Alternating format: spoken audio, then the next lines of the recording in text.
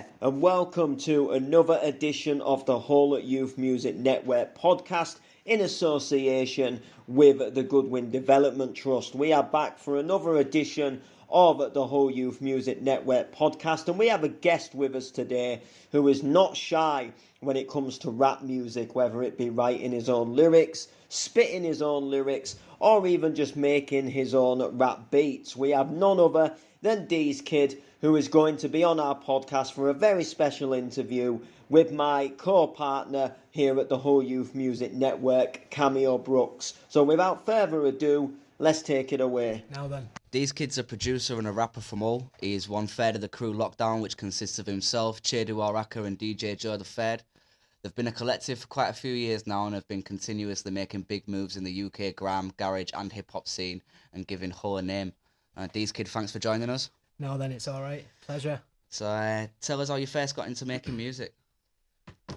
So I'd say, like, I've been a fan of music since I was younger, like, real younger. Listening to stuff like Outkast, Miss Jackson when I was, like, younger, and early Jay-Z stuff, Eminem, Dr. Dre, Yeah. The Game, 50, all that. And I just loved it that much. I was like, I want to be involved somewhere, you know what I mean? So I remember it must have been like my 15th, 16th birthday. My mum got me these CD decks, but they weren't like CDJs. It was like this little party system, this all-in-one thing, you know, from like Argos. Yeah. And you could put CDs in there. So like I put like, say, like a Dizzy Rascal CD in there. But what I did is it had this loop function. So like I'd be playing the tune, say like, I remember I used to do it with Dizzy Rascal Flex. Yeah. So I'd be playing the tune and then like say like the outro or the intro, you know, where there's no rapping. There'd be like a little, I could loop it like for 4 bars, 8 bars. Yeah. And I'd have a microphone. So then I'd like spit my own lyrics over it, you know, in my bedroom and stuff like that. And I was just real into it, like I say, big fan of music, especially rap music, gram music, garage music and all that. So then I enjoyed that much that I got myself a pair of vinyl decks. And I used to just go vinyl digging, and I started working at Position nightclub when I was like 17. But I was a glass collector. I couldn't work at the bar at the time. And obviously, like DJ Toots, big DJ in the city. Yeah. He used to sell me all his vinyls, like all the ones he didn't want, because being a DJ, he might have like the same vinyl like 3 times. You know, it's been sent over the years and stuff. Yeah. So like it literally just like it'd come in this van before our shift would start and before he started DJing, and I'd literally just go in his van and it'd be full of vinyls what he's brought for me. Oh, Do you know what yeah, I mean? And I'd just dig what I wanted out, and I was just DJing on decks and stuff, and like I say, just like rapping over the instrumentals on B-sides of vinyl. And then just came to the point where I was like, I want to make my own music, you know, because like sometimes I'd be rapping to these instrumentals, but I'd have the song in my head that much. You know what I mean? So say if I was doing it to, I don't know, just say like Jay-Z, Hard Not Life instrumental, his lyrics would be in my head while I'm trying to write to it. You know what I mean? So I was like, I need my own sound, I need my own thing.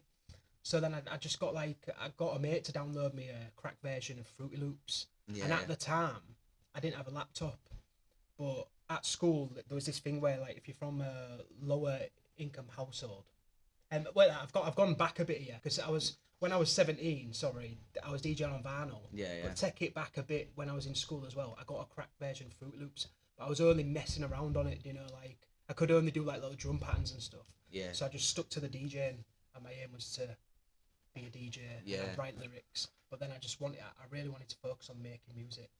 So I got a job saved up, bro, got like a Apple Mac, and just started from there. And I was a bedroom producer for time. So when did it go from the bedroom to having your first like proper show gig? So at the time there was a guy in Hull, one of the only guys I knew made rap at the time, a kid he used to call himself JJ at the time. I used to just go around to his, and he was good at producing as well, real good at producing. So I'd like write tracks, record tracks, and would just make stuff at his all the time. And we knew someone else, and was like, oh, why don't you come perform at Adelphi? So I was like, all right then. So I performed a couple of tracks at Adelphi, and at this time it must have been about to about 7 people. You know what I mean? One of them like nights, it must have been a Monday night or something like that. Yeah, we've all had them fair shows in Adelphi. Yeah, and that was like my first ever like little show. Do you know what I mean? I cringe if I look back or even think of my music back then, but obviously you got to start somewhere, aren't you? Yeah, definitely. So what the experience has been like? Because I know that you run your own studio as well, and you're an engineer. So what's your experience has been like with recording other artists and working as an engineer in your own studio? It's good. I enjoy it, to be fair. I was before lockdown. I was working part time while I do Man and Chedo's music. Do you know what I mean? And I was just getting fed up of working for someone. Like I was like, I don't like being told what to do. Like I don't like the fact like you've got half an hour for dinner, you've got to come back in a minute. Like it was just doing my head in. But and to be fair, I had a boss I didn't really get on with as well, so that was like a big part of it. And I thought, do you know what? Like I've been mixing music for a while now. I've started seeing more up and coming rappers doing in the city. Yeah, definitely. And people was asking me like, oh, do you record people? Do you know what I mean? And at the time I didn't. And I was like, you know what? I'm gonna just start doing it. You know. Yeah. So I just started like literally recording some of these younger rappers, and the word spread basically. Word spread, and I enjoy it, bro. Like there's some good young talent. Do you know what I mean? And older talent as well. Like I record like all ages. To be fair, I'd say like the demographic of it is like my youngest is most probably like 16. Yeah, and, yeah. My oldest in the 30s. Do you know what I mean? So it's Yeah. like that age range, but it's fun, bro. It's good. Yeah, it seems to be that the rap scene all seems to be picking up, and there's a lot more like young rappers and stuff, like coming out and like this new generation of artists basically that's coming now. Yeah, a lot of like, I think. Do you know when drill started popping off? Yeah. I feel that's when we got a massive influx of new rappers. Yeah, especially in this city. Yeah, that's when I got loads of new rappers because I was recording drill like constantly. You know what I mean? Which track or piece of work are you most proud of? I'd say Men Behaving Badly, bro. Yeah, yeah. I'd say that, like, even though, like, Darcy did bigger numbers, but when I listen to Men Behaving Badly, I feel like the whole structure of it and the guy who we got, Jacob Aaron, singing on the chorus, and I feel like it's just, like, it sounds like a full-on, like, track to me. Yeah. Which sounds weird, because all our tracks sound like tracks, but that, to me, sounds like... When you're, like, bringing someone else in for the hook sort of thing as well. Yeah, it just the whole, like it's my favourite music video we've ever done. Like the concept and like it was the most fun I've ever done shooting a music video. And so I usually look back at that like thinking that's most probably my favourite bit of work, bro. What's the biggest show that you've performed at, and how did it feel at the time? So there's two, but I don't know which had the most, bro. So there was Umber Street Sesh. We did that there was one in 2017 and was on the BBC stage. Yeah. And was on at like 7 o'clock at night, which I think is most probably better than the later time because we've done the later time. Because I feel like 7 o'clock, everyone's just like on a level, like they're all a bit drunk. Like everyone's still there. The sun's still out in summer. Yeah. So that was rammed. And people was moshing, but I don't know. I can't calculate how many people was there, but there was a lot. Yeah. But there's also we did Zebedee's Yard. They did like a festival thing before, and that's 3,000 people, and it was chocker. It was that sounds sick. And the feeling like me and Chedo always say, bro, there's no better feeling than like performing to a good crowd. Like it's a high you can't really explain. I think. So I know you said, you spent a lot of it sort of self-taught and things like that. Have you ever been to college or university to learn more skills? Or so it's mad you say that. So like, I was self-taught for years and years and years, and then a couple of years back, I tried a year at uni, and I completed my year, and then I started my second year, and at the time like, me and Chedo got into a bit of like a deal with like a record label and stuff. I got that much into that and wanting to make songs.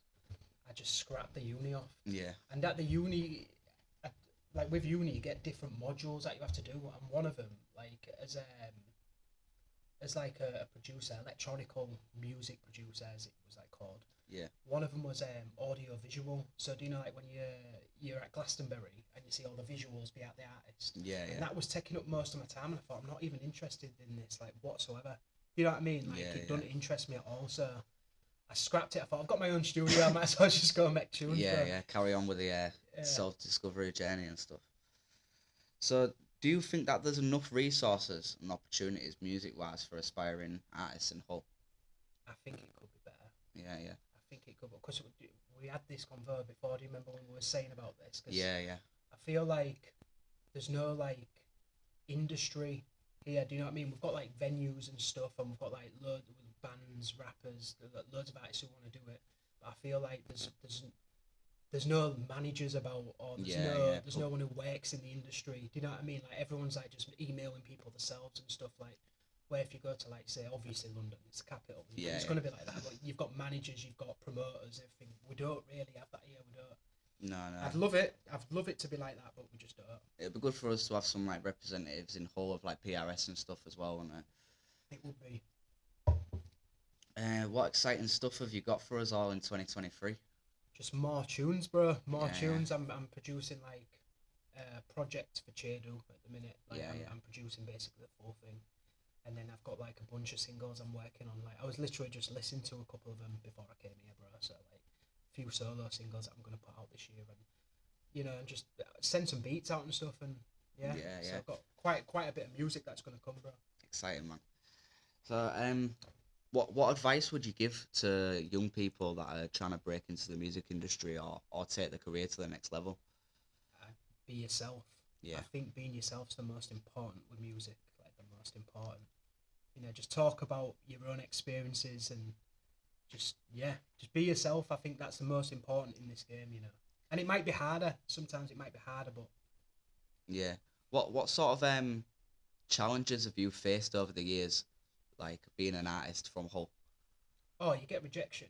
But I think every artist gets rejection all over the country and all over the world. Yeah, you know definitely. What I mean? Yeah. You're constantly sending emails out getting rejected, bro. But you just keep going. Right. So what would you say is your favourite song?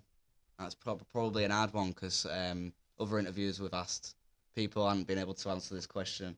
But I was just gonna say, bro, that's most probably impossible. That yeah. Because it changes on a daily or weekly. But I can name like my favourite album ever. Yeah. It'd have to be Dr. Dre 2001. Yeah, man. Yeah. Like that to me is like the greatest album of all time. So who are your biggest influences in music? So I'd say like obviously from like the hip hop, it'd be like Dr. Dre, Yeah. Nas, Kanye West, like UK, obviously Wiley, Dizzy, The Streets. Yeah, man. Yeah. Or do you know what? I'm like a sponge with music. I could go on with forever. Because I listen to other music as well. You know what I mean? Like I like Stone Roses and Oasis and Happy Mondays and stuff like that. Yeah, like pulling influences from music other than hip hop as well. Definitely, sort of thing. And obviously I'm a massive garage fan. Like, garage music, bro. As well. Who is someone that you'd most like to work with? In fact, what's a rapper that you'd most like to work with, and a singer that you'd most like to work with?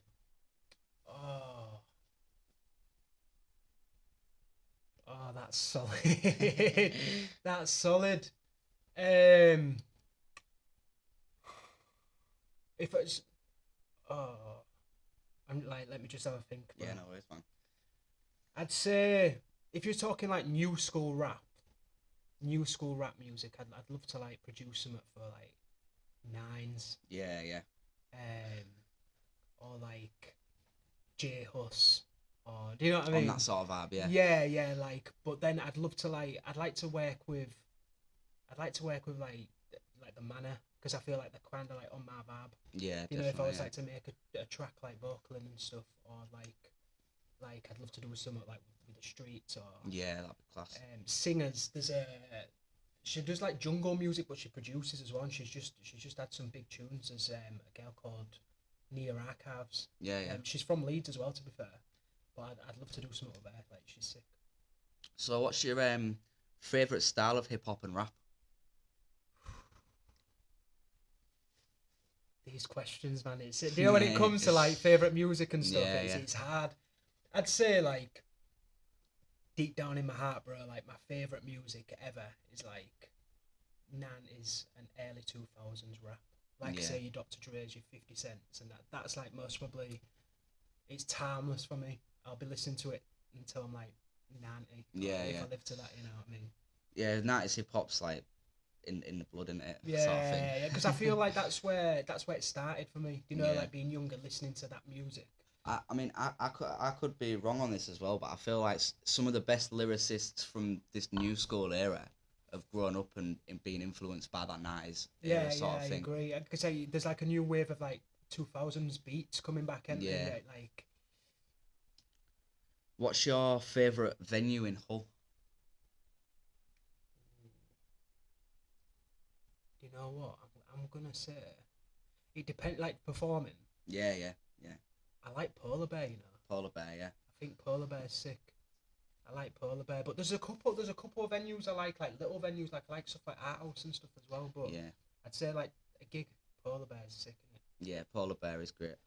So these, for the young people that are listening into us today, where can they follow you on Instagram and Facebook?